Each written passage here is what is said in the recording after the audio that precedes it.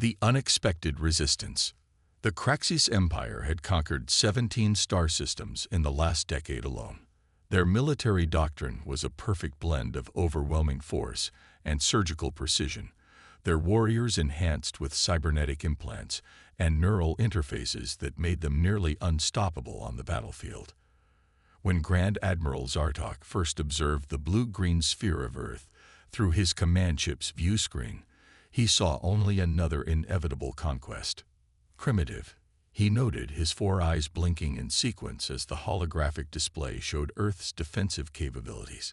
Their most advanced weapons are nuclear-based projectiles and a handful of orbital platforms. Laughable. Commander Vex, his second-in-command, nodded in agreement. Their military appears concentrated in specific regions.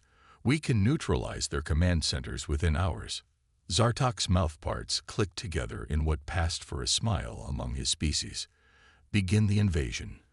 I want this planet secured by the end of their solar cycle. The Galactic invasion fleet descended upon Earth with mechanical efficiency. Their ships, massive constructs of dark metal and pulsing energy fields, tore through the atmosphere, targeting military installations first.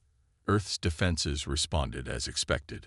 Fighter jets scrambled, missile systems activated, but they might as well have been throwing stones at a tsunami. Within 6 hours, every major military command center on the planet had gone dark.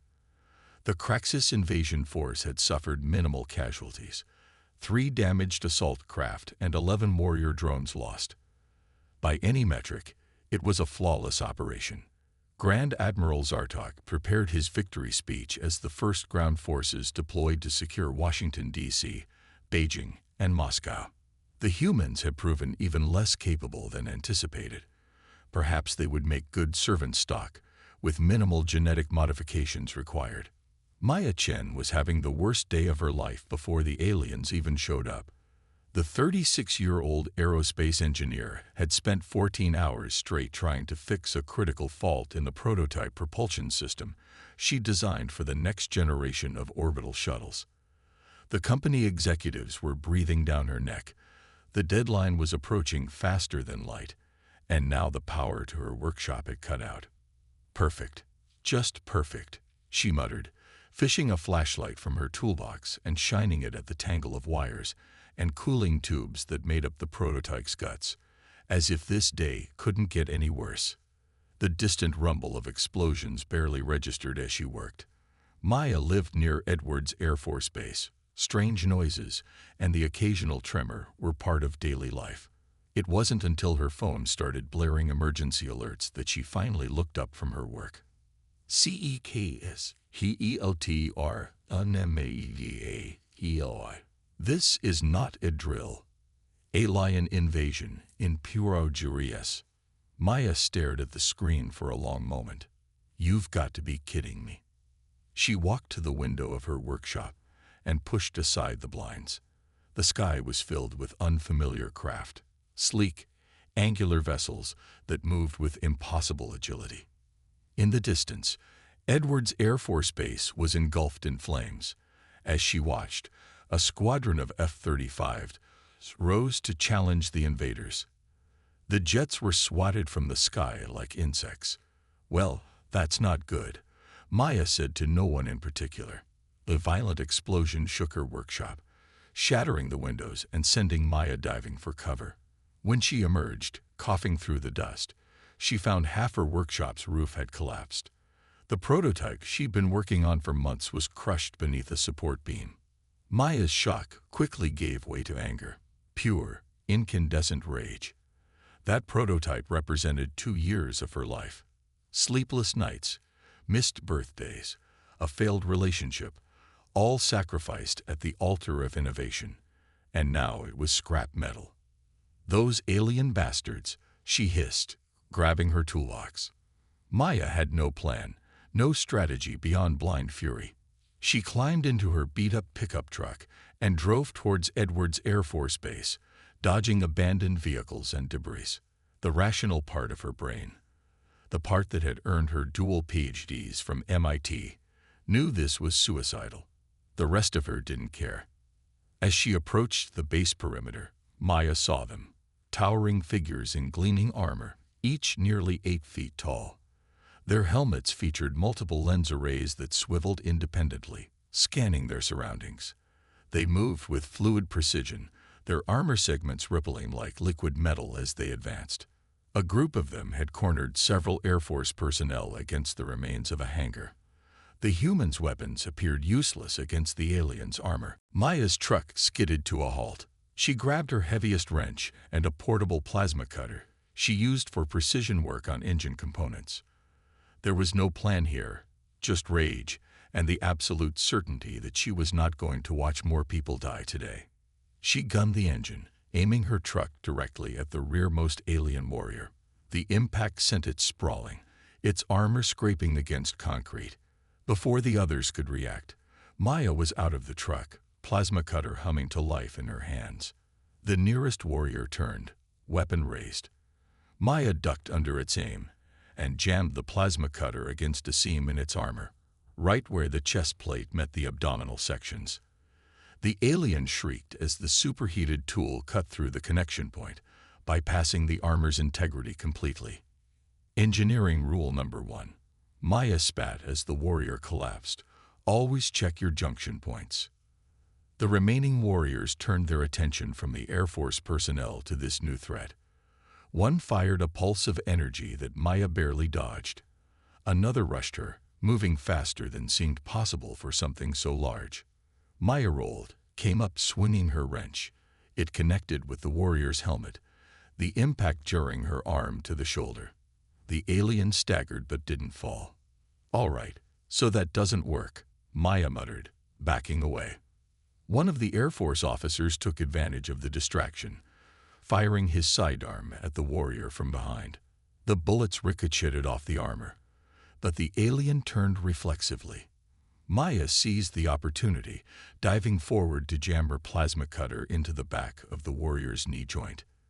The alien toppled, its legs suddenly unable to support its weight. Maya scrambled away as more energy pulses tore up the concrete around her. "Get to cover," she shouted to the Air Force personnel. They didn't need to be told twice. As they retreated into the remains of the hangar, Maya's eyes locked onto something amid the debris. A fallen alien warrior, its armor intact, but its occupant clearly dead. An idea formed in her mind, a desperate, probably suicidal idea. She waited until the advancing warriors were focused on the hangar entrance, then sprinted to the fallen alien. Up close, the armor was even more impressive, a marvel of engineering with systems and materials she'd never seen before. But all technology, no matter how advanced, operated on fundamental principles. Maya found what she was looking for, a maintenance access panel near the small of the back. She pried it open with her wrench, revealing a complex array of circuitry and what appeared to be a power core. "Let's see how you tick," she whispered, hands moving with practiced precision despite the chaos around her. The Craxus warriors had never encountered a species that could analyze and adapt to their technology so quickly. They had never faced an opponent like Maya Chen. Within minutes, she had repurposed the fallen warrior's power core into an improvised electromagnetic pulse device. It wouldn't be powerful, but it didn't need to be. It just needed to disrupt the neural interfaces that connected the warriors to their armor systems. Maya activated the device just as the warriors breached the hangar. The effect was instantaneous. The advancing aliens froze mid-step, their armor suddenly unresponsive. Without the neural interface, the heavy armor became a prison, its weight immobilizing its wearer. "Their systems are down," Maya shouted to the Air Force personnel. "Hit them now." The officers opened fire on the immobilized warriors. This time, with the armor's active defenses offline, their bullets found vulnerable points in the aliens' protective gear. Commander Vex reported the unexpected resistance to Grand Admiral Zartok with grave concern. "Impossible," Zartok hissed. "A single human disabled 5 of our elite warriors." "The human appears to be a technical specialist of some kind," Vex explained. "Our intelligence suggests humans categorize them as engineers. This one has discovered vulnerabilities in our warrior armor that our previous conquests never exploited. Zartok's anger was palpable. Send in the heavy assault division. I want this human captured alive. I wish to understand how a primitive species has produced an individual capable of such adaptation. As Maya helped the Air Force personnel salvage weapons and equipment from the base, she had no idea she had just become the Craxis Empire's most wanted human on Earth. She was simply doing what engineers do best, solving problems, one catastrophic failure at a time. The Engineer's Revenge. The Craxis Empire's Heavy Assault Division arrived at Edwards Air Force Base with overwhelming force. Mechs 3 times the size of the standard warriors stomped through the wreckage, their weapon systems humming with deadly energy.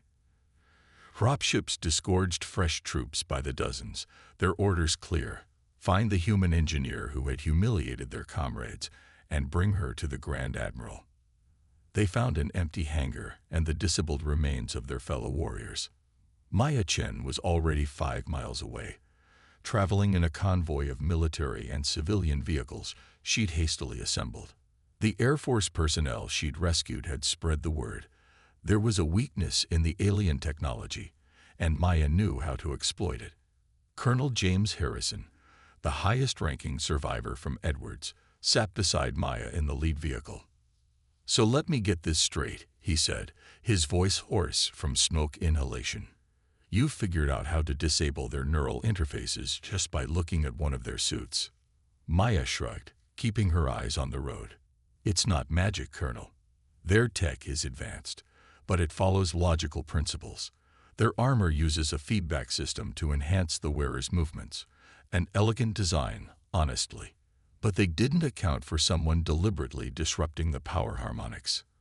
And you've figured this out in minutes.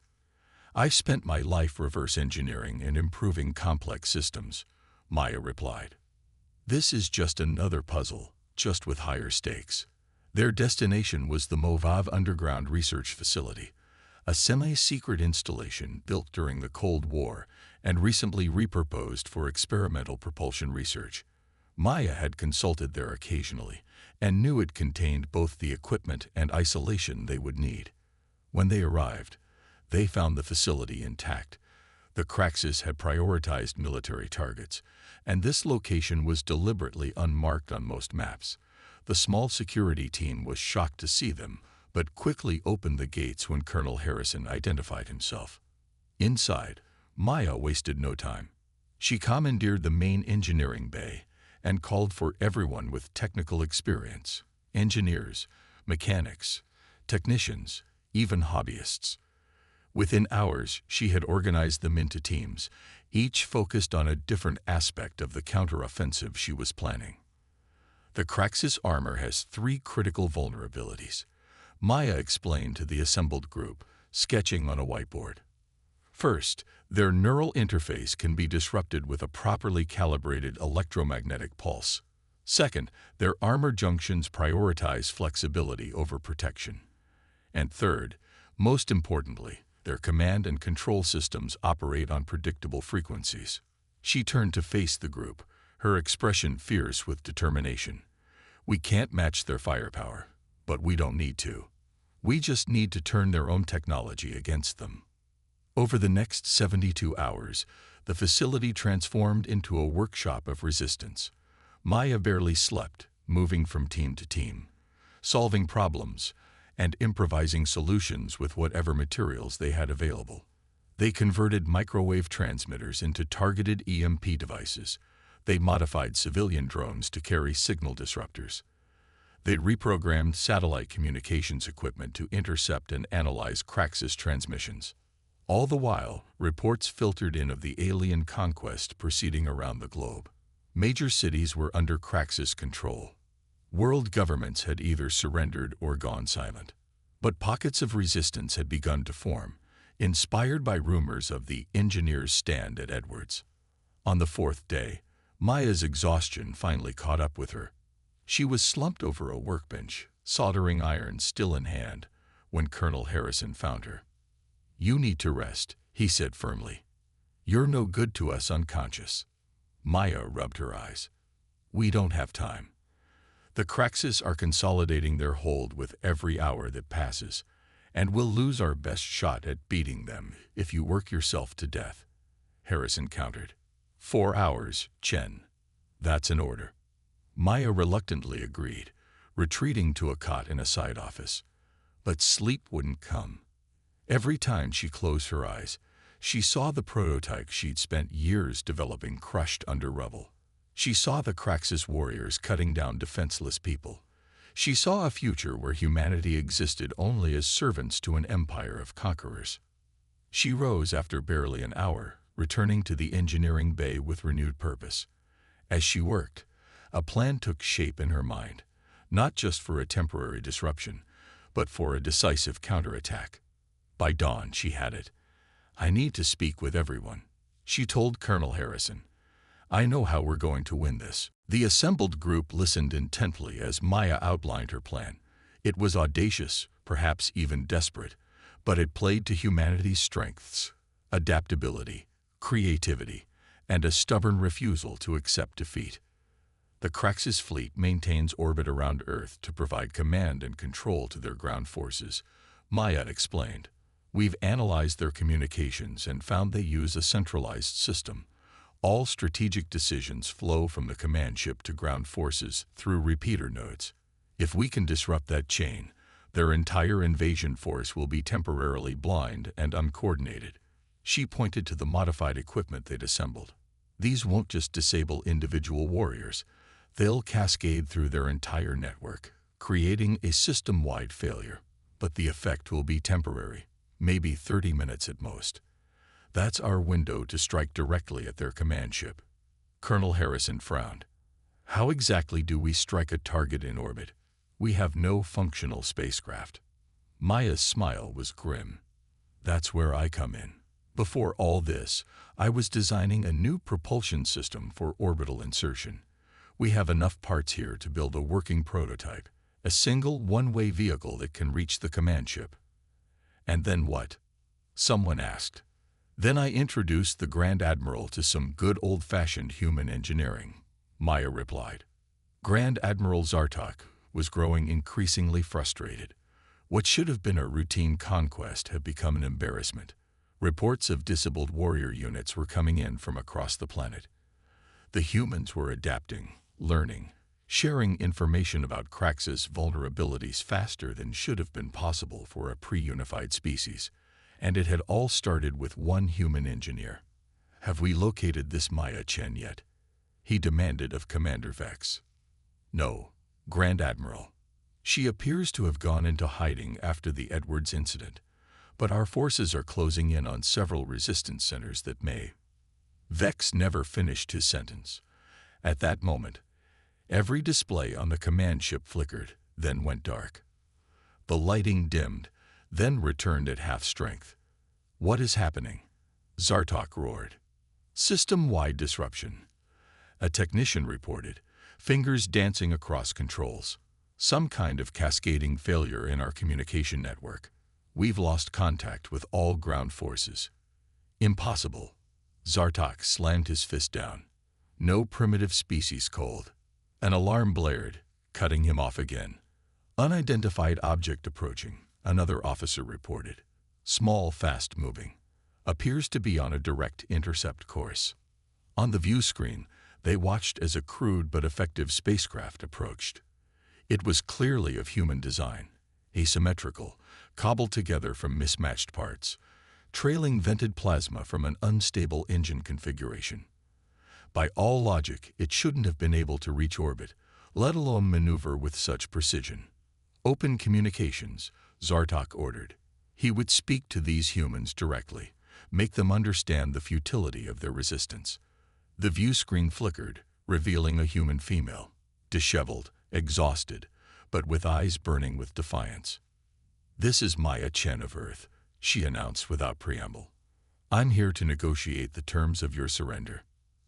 Zartok stared in disbelief, then laughed, a harsh, clicking sound. "You must be delusional, human. Your primitive craft poses no threat to this vessel. Your species lies conquered. There is nothing to negotiate." "That's where you're wrong." Maya replied calmly. Your ground forces are currently disabled, cut off from command, their armor systems compromised. As for your vessel, she checked something off-screen. I estimate you have about 5 minutes before the feedback loop I've initiated in your ship's power core reaches critical threshold. For the first time, uncertainty flickered across Zartok's features. Explain yourself. Your ship's power distribution system has a fundamental flaw, Maya explained, as if delivering a lecture. When subjected to specific frequency modulations, it creates a cascading overtaxation of the core containment fields. My craft is currently broadcasting those exact frequencies directly into your intake manifolds. She was bluffing, of course. Her spacecraft had no such capability. But she had studied enough of the Craxus technology to make her lie convincing, and she was counting on the Grand Admiral's pride preventing him from admitting he didn't understand the technical details. We can verify. Commander Vex began, but Zartok silenced him with a gesture. What do you want, human? The Grand Admiral asked, his voice dangerously quiet. Maya didn't hesitate. You will withdraw all Craxus forces from Earth immediately. You will acknowledge Earth as a protected, sovereign planet. And you will provide full technical schematics of your propulsion technology as reparations for the damage you've caused. And if I refuse? Maya's expression didn't change. Then we both die when your ship explodes. And the contingency plan I've put in place ensures every Craxus vessel in orbit suffers the same fate. Your empire loses its entire invasion fleet for nothing. A tense silence filled the command deck. Zartok's 4 eyes blinked rapidly as he considered his options. The human seemed utterly unafraid, either a masterful bluff or genuine confidence. Either way, he couldn't risk his fleet on a miscalculation. Very well, he said finally. We will withdraw. But know this, human. The Craxus Empire does not forget such humiliation easily. Maya nodded. Neither does humanity. Remember that the next time you consider invading someone's home.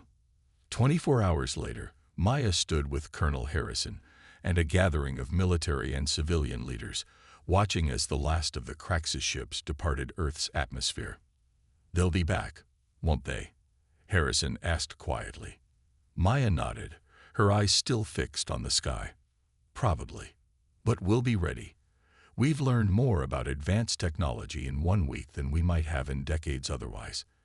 And they've learned something important about humans. What's that?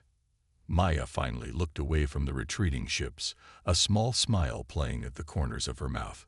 Never underestimate someone with a wrench and a bad attitude. In the aftermath of what would become known as the 7-Day War, humanity united in a way it never had before.